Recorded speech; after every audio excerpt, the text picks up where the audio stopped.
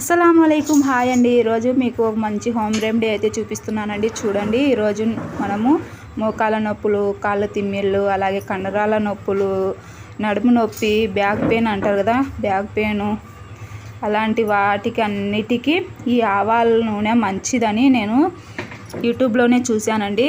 చూసి నేను అన్నీ ప్రయత్నించి ఇంకా నాకైతే ఇసుకొచ్చిందండి.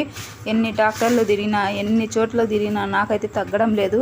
ఇంకా ఇది లాస్ట్ ఇదన్నా ట్రై చేద్దామని చెప్పేసి నేనైతే ఈ ఆయిల్ తెచ్చుకున్నానండి.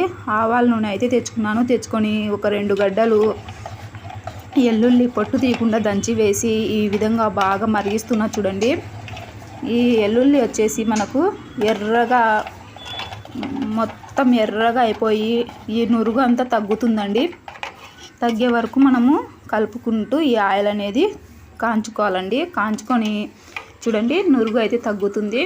ఈ ఎల్లుల్లి రెమ్మలు కలర్ మారే కొద్దీ ఈ నురుగు అయితే తగ్గుతుందండి. ఇలా బాగా కలర్ మారిన తర్వాత ఇంకా స్టవ్ ఆఫ్ చేసి పక్కకు తీసుకోండి.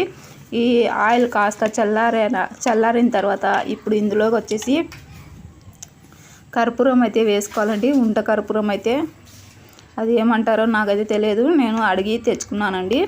ఈ కర్పూరం వేసుకుంటానే కరిగిపోతుందండి. ఇందులో ఆయిల్లో కరిగిపోతుంది మొత్తము. ఇది బాగా చల్లారిన తర్వాత ఇంకా మనకు డబ్బాలో వేసుకోవాలండి. వేసుకొని అలాగే మనం పొద్దున సాయంత్రము మసాజ్ చేసుకుంటూ ఉంటే నొప్పులు తగ్గుతాయంటండి.